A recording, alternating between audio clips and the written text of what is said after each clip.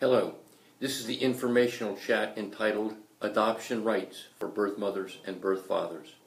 I'm Dr. Berger, a psychologist and founder and director of a not-for-profit and fully licensed adoption agency that has helped pregnant women, birth mothers, birth fathers, and adopting families in all 50 states for over 40 years. We have helped in all types of adoptions and have completed almost 900.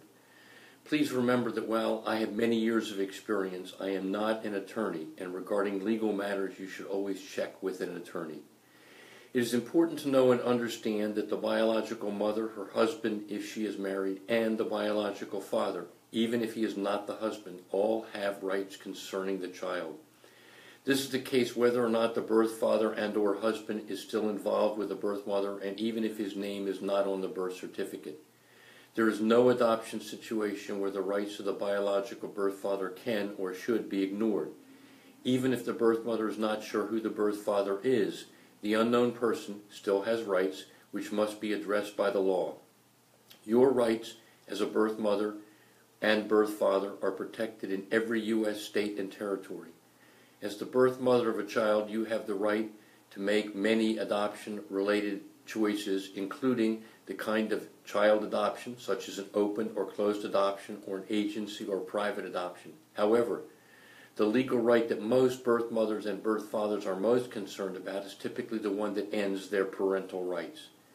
This ending of parental rights, called the termination, surrender, consent, or relinquishment of parental rights, is called something different in each state, ends the legal parent-child relationship and ends the birth mother's and father's rights.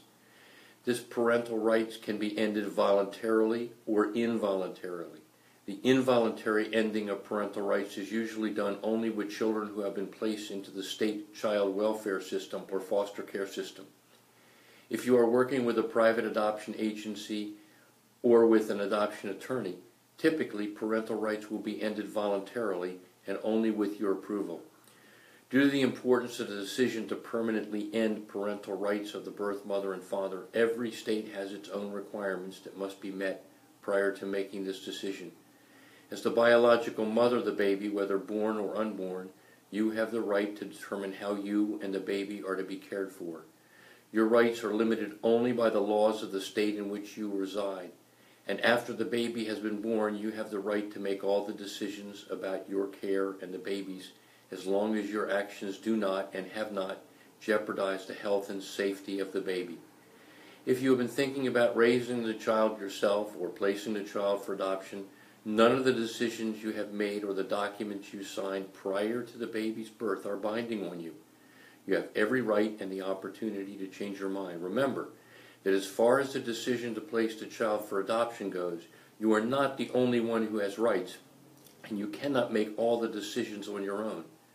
The husband, even if you are separated, and the birth father, even if he is unknown or not locatable, and even if the birth father could be one of two or more men, all of them have parental rights, and in some states, even the child's grandparents may have rights. Every state in the United States has their own unique legal requirements for the voluntary and involuntary ending of parental rights, and there are even 2 federal laws that could apply, so the ending of parental rights is different in every state. However, in every state, any document regarding the ending of parental rights that was signed before the baby is born is not legally binding on the birth mother. Some states allow a birth mother and father to voluntarily end their rights immediately after the birth, and in other states allow the ending of these rights only after the passage of a certain number of days.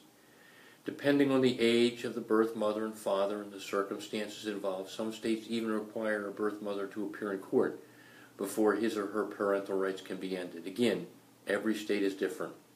The laws of the state in which you end your parental rights will also help define your rights regarding such issues as your ability to receive reimbursement for pregnancy and birth-related expenses, to receive pictures and updates, your ability to have ongoing contact with the child, and even the ability to have ongoing contact with the adopting family. All of these rights and options should be fully and carefully reviewed with you by your adoption agency or attorney.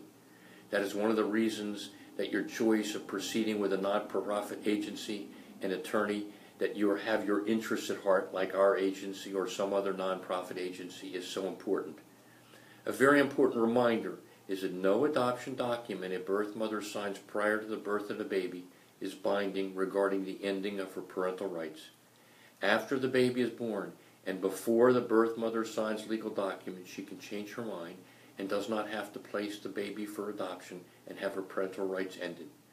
I hope that the above has been helpful. If you wanted more information about this or other adoption issues, you are always welcome to contact me or my staff at the number and or website address shown in the description of this video. My best wishes to you and those that you love.